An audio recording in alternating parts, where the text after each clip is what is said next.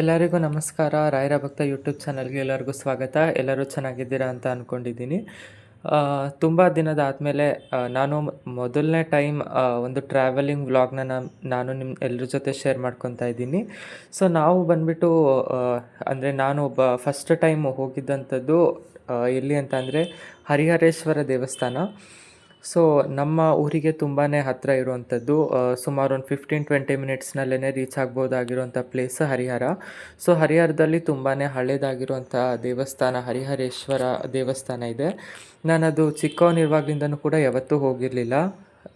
ಆಗಿದ್ದಾಗಲಿ ಹೋಗೋಣ ಅಂತ ನೋಡ್ಕೊಂಬರೋದಕ್ಕೆ ಅಂತ ಹೋಗಿದ್ದೆ. ದೇವಸ್ಥಾನ ಅಂತೂ ಸಿಕ್ಕಾಪಟ್ಟೆ ತುಂಬಾ ಚೆನ್ನಾಗಿತ್ತು. ಅಂದ್ಕೊಂಡೇ ಇರಲಿಲ್ಲ ಈ ರೀತಿ ಎಲ್ಲ ಇಷ್ಟು ಚೆನ್ನಾಗಿ ದೇವಸ್ಥಾನ ಎಲ್ಲ ಕೆತ್ತನೆ ಮಾಡಿರ್ತಾರೆ. ಅದು ನಮ್ಮ ಊರ ಹತ್ತಿರದಲ್ಲೇ ಇಷ್ಟೊಂದು ಚೆನ್ನಾಗಿರುವಂಥ ದೇವಸ್ಥಾನ ಹಳೆ ಕಾಲದ್ದಿದೆ ಅಂತ. ಇದು ಸುಮಾರು ತುಂಬಾ ಹಳೆಯ ವರ್ಷದ್ದು, ಅಂದರೆ ತುಂಬ ವರ್ಷದ ಹಳೆಯದು ಅಂತಾರೆ. ಹಾಗೆಯೇ ಅದು ಏನೋ ತುಂಬ ಕಥೆಗಳಿದೆ. ಏನೋ ಹರಿಹರೇಶ್ವರನ ಒಂದು ವಿಗ್ರಹ ಸ್ವಯಂಭೂ, ಅಂದರೆ ಉದ್ಭವ ಆಗಿರುವಂಥ ವಿಗ್ರಹ ಅಂತೆ. ಹಾಗೆ ಅಲ್ಲಿನ ಕಂಬಗಳೆಲ್ಲ ಅಂತೂ ಒಂದೊಂದು ಕೂಡ ತುಂಬ ಎಷ್ಟು ಚೆನ್ನಾಗಿ ಕೆತ್ತನೆ ಮಾಡಿದ್ದಾರೆ ಅಂತ ಅಂದರೆ ಈಗಿನ ಕಾಲದಲ್ಲಂತೂ ಯಾರೂ ಆ ರೀತಿ ಕೆತ್ತನೆ ಮಾಡೋದಕ್ಕೆ ಸಾಧ್ಯನೇ ಇಲ್ಲ. ಅಷ್ಟು ಚೆನ್ನಾಗಿ ಕೆತ್ತನೆಗಳನ್ನು ಮಾಡಿದ್ದಾರೆ. ತುಂಬಾ ಚೆನ್ನಾಗಿದೆ ದೇವಸ್ಥಾನ. ಆಮೇಲೆ ದೇವಸ್ಥಾನದ ಹೊರಗಡೆ ಎಲ್ಲ ನೋಡಿ ಬಂದುಬಿಟ್ಟು ಆಮೇಲೆ ದೇವ ದರ್ಶನ ಮಾಡೋಣ ಅಂತ ಗರ್ಭಗುಡಿ ಒಳಗಡೆ ಹೋದ್ವಿ. ಅಲ್ಲಿ ಹರಿಹರೇಶ್ವರನ ವಿಗ್ರಹ, ಅಂದರೆ ಆ ಒಂದು ವಿಗ್ರಹದಲ್ಲಿ ಅರ್ಧ ಪೂರ್ತಿ ಶಿವನ ಸಂಬಂಧಿತ, ಹಾಗೆ ಇನ್ನು ಅರ್ಧ ವಿಷ್ಣುವಿನ ಸಂಬಂಧಿತ ಒಂದು ವಿಗ್ರಹ ಅದು. ಹಾಗೆಯೇ ನಾನು ಇನ್ನೊಂದು ಹೇಳೋದು ಮರೆತೆ, ದೇವಸ್ಥಾನದ ಒಳಗಡೆ ಈಗಲೂ ಕೂಡ ಅಲ್ಲಿ ಆಟಾಡಿರುವಂಥ ಜಾಗಗಳು, ಹಾಗೆ ಅಲ್ಲಿ ಕುತ್ಕೊಂಡು ನೃತ್ಯ ಮಾಡಿರುವಂಥದ್ದು, ಹಾಗೆ ಒಂದು ಮ್ಯೂಸಿಕಲ್ ಇನ್ಸ್ಟ್ರೂಮೆಂಟ್ಸ್ನ ಕುತ್ಕೊಂಡು ಬಾರಿಸ್ತಿದ್ದಂತಹ ಜಾಗಗಳು ಎಲ್ಲ ಕೂಡ ನಾವು ನೋಡ್ಬೋದು. ಅದೆಲ್ಲ ಕಲೆಗಳು ಹಾಗೇ ಇದೆ. ಹಾಗೆಯೇ ಚಿಕ್ಕ ಮಕ್ಕಳು ಕೂಡ ಆಟ ಆಡ್ತಿದ್ದಂಥದ್ದು, ಪ್ರತಿಯೊಂದು ಎಲ್ಲ ಜಾಗಗಳನ್ನು ಕೂಡ ನಾವು ನೋಡಿ ತಿಳ್ಕೊಬೋದಾಗಿದೆ. ಅದಾದಮೇಲೆ ನಾವು ಗರ್ಭಗುಡಿ ಒಳಗಡೆ ಹೋದ್ವಿ. ಗರ್ಭಗುಡಿ ಅಂತೂ ತುಂಬಾ ಶಾಂತಿಯಿಂದ ಇತ್ತು. ಏನೋ ಒಂಥರ ಪಾಸಿಟಿವ್ ವೈಬ್ಸ್. ಹೋಗಿ ನೋಡಿದ್ವಿ. ಹರಿಹರೇಶ್ವರದ್ದು ತುಂಬಾ ದೊಡ್ಡ ವಿಗ್ರಹ. ಆ್ಯಕ್ಚುಲಿ ಫೋಟೋ ಎಲ್ಲ ತಗೊಳ್ಳೋದಕ್ಕೆ ಅವರು ಅಲೋ ಮಾಡಿರಲಿಲ್ಲ. ಆದರೂ ಪರವಾಗಿಲ್ಲ ಅಂತ ಹೇಳಿಬಿಟ್ಟು ಸ್ವಲ್ಪ ಅವರಿಗೆ ರಿಕ್ವೆಸ್ಟ್ ಮಾಡಿಕೊಂಡು, ತುಂಬ ಜನ ಇದ್ರ ಬಗ್ಗೆ ತಿಳ್ಕೊಂಡಿಲ್ಲ ಅಂತ ಹೇಳಿಬಿಟ್ಟು ಹರಿಹರೇಶ್ವರನ ವಿಗ್ರಹದ ಒಂದು ಫೋಟೋನು ಕೂಡ ನಾನು ನಿಮಗೆ ವೀಡಿಯೋನ ಲಾಸ್ಟ್ನಲ್ಲಿ ಹಾಕಿರ್ತೀನಿ. ಸೊ ಈಗ ನೀವು ನೋಡ್ತಿರ್ಬೋದು, ಸಣ್ಣ ಮಕ್ಕಳಾಗಿರ್ಬೋದು, ದೊಡ್ಡವರಾಗಿರ್ಬೋದು, ಕುತ್ಕೊಂಡು ಆಡ್ತಿದ್ದ ಜಾಗಗಳೆಲ್ಲ ಎಷ್ಟು ಚೆನ್ನಾಗಿದೆ. ಅದು ಯಾವ್ಯಾವ ರೀತಿ ಆಟಗಳು ನನಗಂತೂ ಗೊತ್ತಿಲ್ಲ, ಆದರೆ ಅದೇನೇನೋ ಆಟ ಆಡ್ತಿದ್ರು ಹೀಗೆ ಅಂತ ಅಲ್ಲಿ ಎಲ್ಲ ಕೆಲವೊಬ್ಬರು ಹೇಳ್ತಾಯಿದ್ರು. ಹಾಗಾಗಿ ಅದನ್ನೆಲ್ಲ ನೋಡಿಕೊಂಡು ಹರಿಹರೇಶ್ವರನ ದರ್ಶನ ಎಲ್ಲ ಮಾಡಿಬಿಟ್ಟು ದೇವಸ್ಥಾನದ ಸುತ್ತ ಕೆತ್ತನೆಗಳನ್ನು ನೋಡ್ಕೊಂಬರೋಣ ಅಂತ ಹೋದ್ವಿ. ಒಂದೊಂದು ಕೆತ್ತನೆಗಳಂತೂ ತುಂಬಾ ಚೆನ್ನಾಗಿದೆ. ಆದರೆ ಬ್ರಿಟಿಷರ್ಸ್ ಬಂದುಬಿಟ್ಟು, ಅಥವಾ ಅವರೆಲ್ಲ ಹೊರ ದೇಶದವರು ಬಂದುಬಿಟ್ಟು ಅದನ್ನೆಲ್ಲ ಹಾಳು ಮಾಡಿರೋ ಕಾರಣಕ್ಕಾಗಿ ಅದು ದೇವಸ್ಥಾನ ಇನ್ನೂ ಏನೋ ಡೆವಲಪ್ ಆಗಿಲ್ಲ ಅಂತೆ. ಹಾಗಾಗಿ ಇದು ಡೆವಲಪ್ ಹೀಗೆ ಇದ್ದುಬಿಡಲಿ ಅಂತ ಅಲ್ಲಿನ ಜನ ಏನೋ ಎಲ್ಲ ಮಾತಾಡಿಕೊಂಡು ಬಿಟ್ಟಿದ್ದಾರಂತೆ. ಬಟ್ ಇನ್ನೂ ತುಂಬಾ ಡೆವಲಪ್ ಆಗಬೇಕು ದೇವಸ್ಥಾನ. ಆದರೆ ಹಳೆ ಕೆತ್ತನೆಗಳನ್ನೆಲ್ಲ ಹಾಳು ಮಾಡೋದಕ್ಕೆ ಇಷ್ಟ ಇಲ್ಲ ಅನ್ನೋ ಏಕೈಕ ಕಾರಣಕ್ಕಾಗಿ ಎಲ್ಲ ಹಾಗೆ ಬಿಟ್ಟಿದ್ದಾರೆ. ಒಂದೊಂದು ಕೆತ್ತನೆಗಳು ತುಂಬಾ ಚೆನ್ನಾಗಿದೆ. ನೋಡಿದರೆ ಅನಿಸ್ತಾ ಇರುತ್ತೆ, ಈಗಿನ ಕಾಲದಲ್ಲಿ ಯಾರೂ ಈ ರೀತಿ ಮಾಡೋದಕ್ಕೆ ಆಗಲ್ಲ. ಆ ರೀತಿ ಒಂದು ಕೆತ್ತನೆಗಳನ್ನು ಎಲ್ಲ ಮಾಡಿದ್ದಾರೆ. ಹಾಗೆಯೇ ಹರಿಹರೇಶ್ವರನ ದರ್ಶನ ಎಲ್ಲ ಮುಗಿಸ್ಕೊಂಡು ಹರಿಹರೇಶ್ವರ ದೇವಸ್ಥಾನದ ಪಕ್ಕದಲ್ಲೇ ಇರುವಂತಹ ಮಹಿಷಾಸುರ ಮರ್ದಿನಿ, ಅಂದರೆ ದುರ್ಗಾದೇವಿಯ ಒಂದು ದೇವಸ್ಥಾನಕ್ಕೂ ಕೂಡ ಹೋಗಿದ್ವಿ. ಅಲ್ಲೂ ಎಲ್ಲ ಹೋಗಿಬಿಟ್ಟು ಎಲ್ಲ ಕೈ ಮುಗಿದು, ಅಲ್ಲೂ ಕೂಡ ಅಷ್ಟೇ ಈ ರೀತಿ ಆಟ ಆಡ್ತಿದ್ದಂಥ ಜಾಗಗಳು ಆ ರೀತಿ ಎಲ್ಲ ಮಾಡಿದ್ದಾರೆ. ಆಮೇಲೆ ಏನೇನೋ ಹಳೆ ಕಾಲದಲ್ಲಿ ತಮ್ಮ ಶಾಸನಗಳನ್ನು ಎಲ್ಲ ಕೂಡ ಬರೆದಿದ್ರು. ಅದು ಈಗಿನ ಕಾಲದಲ್ಲಿ ನಮಗೆಲ್ಲ ಅರ್ಥ ಮಾಡ್ಕೊಳ್ಳೋದಕ್ಕಾಗಲ್ಲ. ಆದರೂ ಅಷ್ಟೇ ಒಂಥರ ಏನೋ ಮನಸ್ಸಿಗೆ ತುಂಬಾ ಸಮಾಧಾನ ಇತ್ತು. ಹಳೆ ಕಾಲದ ಜಾಗಗಳಿಗೆ ಹೋದರೆ ಅದರ ಒಂದು ವೈಬ್ಸೇ ಆ ರೀತಿ ಅಂತಾರಲ್ಲ, ಆ ರೀತಿ ತುಂಬಾ ಚೆನ್ನಾಗಿ ಅನಿಸ್ತು. ಅದಾದಮೇಲೆ ದೇವಸ್ಥಾನದ ಸುತ್ತಮುತ್ತ ಇರುವಂಥ ಶಿವನ ದೇವಸ್ಥಾನಕ್ಕೂ ಹೋಗಿದ್ವಿ. ಅಲ್ಲಿನ ಜನರ ನಂಬಿಕೆ ಪ್ರಕಾರ ಈ ಶಿವಲಿಂಗ ವರ್ಷದಿಂದ ವರ್ಷಕ್ಕೆ ಬೆಳೀತಾ ಹೋಗುತ್ತಂತೆ. ಹಾಗಾಗಿ ಇಷ್ಟೊಂದು ಅಗಲ ಆಗಿದೆ ಅಂತ ಹೇಳ್ತಾರೆ. ಅಲ್ಲಿನ ಶಿವಲಿಂಗ ಏನೋ ಒಂಥರ ಸ್ವಲ್ಪ ಚೆನ್ನಾಗಿದೆ. ಹಾಗೆಯೇ ದೇವಸ್ಥಾನದ ತುಂಬಾ ಕೂಡ ಒಳ್ಳೊಳ್ಳೆ ಕೆತ್ತನೆಗಳು, ತುಂಬಾ ಮನಸ್ಸಿಗೆ ಚೆನ್ನಾಗಿ ಅನಿಸ್ತು ನನಗೆ ನೋಡಿಬಿಟ್ಟು. ಸ್ವಲ್ಪ ಏನೋ ಇಂಥ ಈ ಒಂದು ಬ್ಯುಸಿ ಲೈಫ್ನಲ್ಲಿ ಈ ರೀತಿ ಎಲ್ಲ ಒಂದು ಕಡೆ ಹೋಗಿ ನೋಡ್ಕೊಂಬಂದರೆ ಮೈಂಡಿಗೆ ಒಂಥರ ರಿಫ್ರೆಶ್ಮೆಂಟ್ ಸಿಗುತ್ತೆ. ಆಮೇಲೆ ಅಲ್ಲಿ ಶಿವನ ಎದುರುಗಡೆ ನಂದಿ ಕೂಡ ಇದೆ. ಅಲ್ಲಿ ಜನರು ತಮ್ಮ ವಿಶಸ್ ಅಂದರೆ ತಮಗೆ ಏನೇನು ಆಗಬೇಕಿರುತ್ತಲ್ಲ ಅದನ್ನೆಲ್ಲನೂ ಕೂಡ ಕೇಳ್ಕೊತಾರಂತೆ. ಅದು ಕೂಡ ಒಂದು ವಾಡಿಕೆ ಇದೆ, ಅಲ್ಲಿ ಕೇಳ್ಕೊಂಡಿರೋದೆಲ್ಲ ನಿಜ ಆಗುತ್ತೆ ಅನ್ನುವಂಥದ್ದು.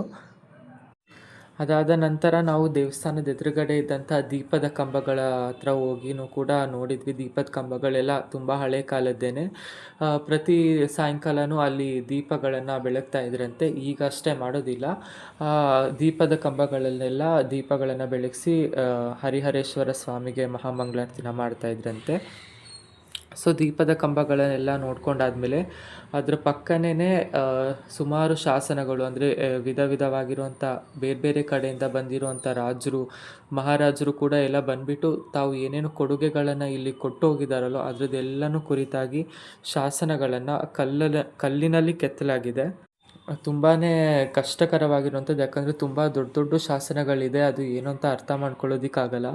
ನಾವು ಈಗಲೇ ಪೇಪರ್ ಮೇಲೆ ಬರೆಯೋದಕ್ಕೇನೆ ಸ್ವಲ್ಪ ನಾವು ಯೋಚನೆ ಮಾಡ್ತೀವಿ, ಆದರೆ ಆಗಿನ ಕಾಲದಲ್ಲಿ ಕಲ್ಲಿನಲ್ಲಿ ಇವನ್ನೆಲ್ಲ ಕೆತ್ತಿ ಇಡ್ತಾಯಿದ್ರು.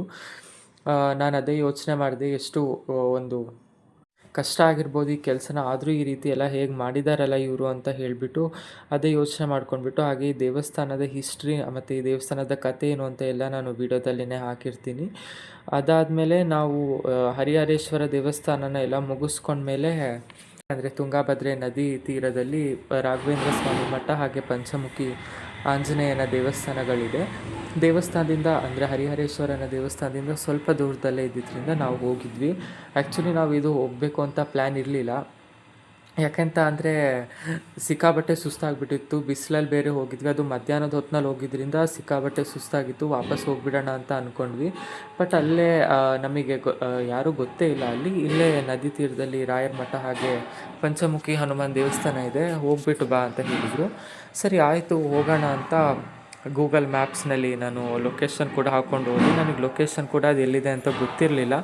ಹೋದೆ. ನಾನು ಆ್ಯಕ್ಚುಲಿ ನನ್ನ ತುಂಬ ಮನಸ್ಸಿಗೆ ಅನಿಸ್ತಿತ್ತು, ಬೇಡ ಬಿಡು ಹೋಗೋಣ, ಮನೆಗೆ ಹೋಗೋಣ, ಸುಮ್ಮನೆ ಯಾಕೆ ಅಷ್ಟು ದೂರ ಹೋಗೋದು, ಮತ್ತೆ ಅದೆಷ್ಟು ದೂರ ಇದೆಯೋ ಏನೋ ಅಂತ ಸಿಕ್ಕಾಬಟ್ಟೆ ಯೋಚನೆ ಬರ್ತಿತ್ತು. ಬಟ್ ಆದರೂ ಏನೋ ಫೈನಲ್ ಆಗಿ ರಾಯರ ಮಠಕ್ಕೆ ತಲುಪಿದೆ.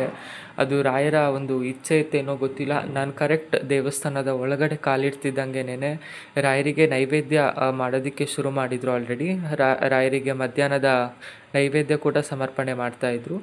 ಹಾಗಾಗಿ ರಾಯರಿಗೆ ಮಂಗಳಾರತಿ ಎಲ್ಲ ಮಾಡ್ತಾಯಿದ್ರು. ಅದರದ್ದು ಕೂಡ ಸ್ವಲ್ಪ ಕ್ಲಿಪ್ಪಿಂಗ್ಸ್ನ ತಗೊಂಬಂದಿದ್ದೀನಿ. ಅದಾದಮೇಲೆ ರಾಯರಿಗೆ ನೈವೇದ್ಯ ಆಗೋವರೆಗೂ ಕಾದ್ಬಿಟ್ಟು ರಾಯರ ಒಂದು ಪಾದುಕೆಗಳನ್ನು ತೊಗೊಂಬಂದ್ಬಿಟ್ಟು ನನ್ನ ತಲೆ ಮೇಲೆ ಇಟ್ಟರು. ಆವಾಗ ಏನೋ ಒಂಥರ ಮೈ ಜುಮ್ ಅನ್ಸೋದಕ್ಕೆ ಸ್ಟಾರ್ಟ್ ಆಯಿತು. ಅವ್ರು ಯಾರು ಅಂತಲೂ ಗೊತ್ತಿಲ್ಲ ನನಗೆ. ಬಟ್ ಆದರೂ ದೇವಸ್ಥಾನದಲ್ಲಿ ನಾನು ಒಬ್ಬನೇ ಇದ್ದಿದ್ದರಿಂದ ಅದೇನು ಎಲ್ಲರಿಗೂ ಮಾಡ್ತಿದ್ರು ಏನೋ ಗೊತ್ತಿಲ್ಲ. ಬಟ್ ದೇವಸ್ಥಾನದಲ್ಲಿ ನಾನು ಹೋಗಿದ್ದ ದಿವಸ ಒಬ್ಬನೇ ಇದ್ದಿದ್ದರಿಂದ ರಾಯರ ಪಾದುಕೆಗಳನ್ನು ತೊಗೊಂಬಂದು ನನ್ನ ತಲೆ ಮೇಲೆ ಇಟ್ಬಿಟ್ಟು ರಾಯರ ಪಾದುಕೆಯನ್ನು ತೊಳೆದಂಥ ನೀರನ್ನು ತೊಗೊಂಬಂದ್ಬಿಟ್ಟು ನನಗೆ ಕೊಟ್ಟರು. ನಾನು ಕೂಡ ಅದನ್ನು ಸ್ವಲ್ಪ ತೀರ್ಥ ಥರ ತೊಗೊಂಡ್ಬಿಟ್ಟು ಇನ್ನೊಂದು ಸ್ವಲ್ಪ ಮನೆಗೆ ತೊಗೊಂಡೋಗೋಣ ಅಂತ ಅವ್ರ ಹತ್ರ ಕೇಳಿ ಇಸ್ಕೊಂಡೆ. ಅದಾದಮೇಲೆ ರಾಯರಿಗೆ ಪ್ರದಕ್ಷಿಣೆ ಹಾಕೋಷ್ಟೊತ್ತಿಗೆ ನೈವೇದ್ಯ ಎಲ್ಲ ಮುಗ್ದಿತ್ತು.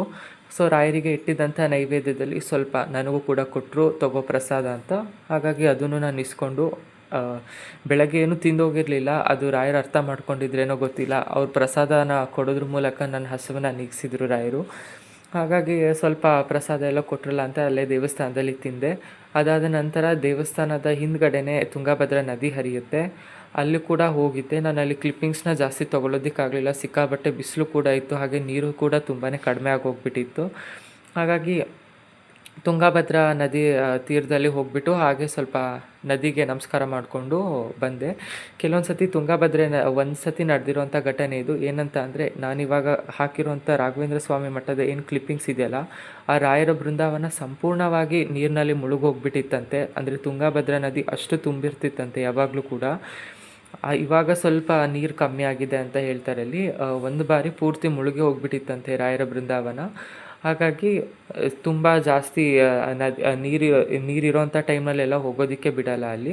ಬಟ್ ನೀರು ಕಮ್ಮಿ ಇದ್ದಿದ್ದರಿಂದ ಹೋಗಿ ಹಾಗೆ ನೋಡ್ಕೊಂಡ್ಬಿಟ್ಟು ಪಂಚಮುಖಿ ಆಂಜನೇಯ ದೇವಸ್ಥಾನಕ್ಕೆ ಹೋಗೋಣ ಅಂದ್ಕೊಂಡ್ರೆ ದೇವಸ್ಥಾನ ಏನೋ ಸ್ವಲ್ಪ ವರ್ಕ್ ಮಾಡ್ತಿದ್ರು ದೇವಸ್ಥಾನದಲ್ಲಿ. ಹಾಗಾಗಿ ಹೋಗಲಿ ಬಿಡು, ನೆಕ್ಸ್ಟ್ ಟೈಮ್ ಬಂದಾಗ ಹೋಗೋಣ ಅಂದ್ಕೊಂಡು ಹೊರ್ಗಡೆಯಿಂದನೇ ಆಂಜನೇಯನಿಗೆ ಕೈ ಮುಗಿದು ಬಂದೆ.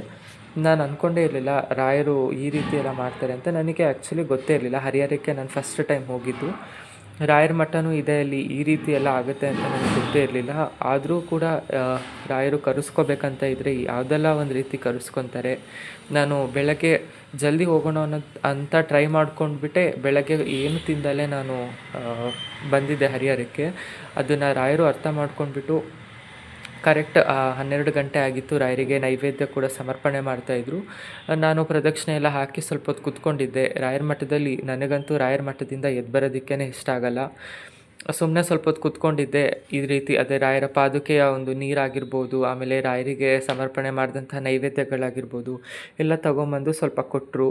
ನಾನು ಇದು ಅಂದ್ಕೊಂಡಿರಲಿಲ್ಲ ಕೊಡ್ತಾರೆ ಅಂತ. ಯಾಕಂದರೆ ಸುಮಾರು ಮಠಗಳಲ್ಲಿ ನಾವು ಹೋಗಿ ಗೊತ್ತಿದ್ದರೆ ಮಾತ್ರ ಈ ರೀತಿ ಎಲ್ಲ ಮಾಡ್ತಾರೆ. ಆದರೆ ನಾನು ಮೊದಲನೇ ಬಾರಿಯಲ್ಲಿ ಹೋಗಿರೋವಂಥದ್ದು. ಹಾಗೆಯೇ ಅವ್ರು ಯಾರು ಅಂತ ನನಗೆ ಗೊತ್ತಿಲ್ಲ, ನಾನು ಯಾರು ಅಂತ ಅವ್ರಿಗೆ ಗೊತ್ತಿಲ್ಲ.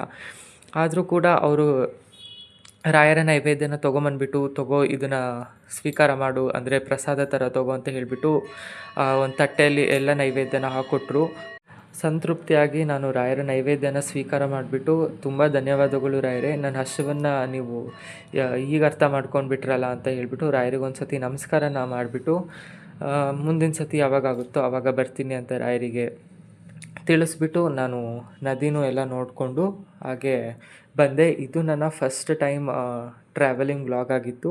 ನಿಮಗೆ ಈ ವಿಡಿಯೋ ಹೇಗೆ ಅನಿಸ್ತು ಅಂತ ದಯವಿಟ್ಟು ಕಮೆಂಟ್ ಮಾಡಿ ತಿಳಿಸಿ. ಮುಂದಿನ ವಿಡಿಯೋದಲ್ಲಿ ಒಂದು ಮುಖ್ಯವಾದ ಮಾಹಿತಿಯೊಂದಿಗೆ ನಾನು ನಿಮ್ಮೆಲ್ಲರ ಜೊತೆನೂ ಸಿಗ್ತೀನಿ. ಈ ವಿಡಿಯೋದಲ್ಲೇ ಕವರ್ ಮಾಡೋಣ ಅಂದ್ಕೊಂಡೆ, ಬಟ್ ಅದು ಸಿಕ್ಕಾಪಟ್ಟೆ ತುಂಬಾ ದೊಡ್ಡ ವಿಷಯ ಆಗಿರೋದ್ರಿಂದ, ಹಾಗೆಯೇ ಕೆಲವೊಂದು ಮುಖ್ಯವಾದ ಮಾಹಿತಿಗಳೊಂದಿಗೆ ನಾನು ಮುಂದಿನ ವಿಡಿಯೋದಲ್ಲಿ ಖಂಡಿತ ಬರ್ತೇನೆ. ಅಲ್ಲಿವರೆಗೂ ಎಲ್ಲರಿಗೂ ಒಳ್ಳೆಯದಾಗಲಿ. ಹಾಗೆ ಶುಭ ಗುರುವಾರ. ರಾಯರು ಎಲ್ರಿಗೂ ಒಳ್ಳೇದು ಮಾಡಲಿ, ಆಯಸ್ಸು ಆರೋಗ್ಯ ಕೊಟ್ಟು ಕಾಪಾಡಲಿ ಅಂತ ಹೇಳ್ತಾ ಸಿಗೋಣ ಮುಂದಿನ ವಿಡಿಯೋದಲ್ಲಿ. ಅಲ್ಲಿವರೆಗೂ ನಮಸ್ಕಾರ.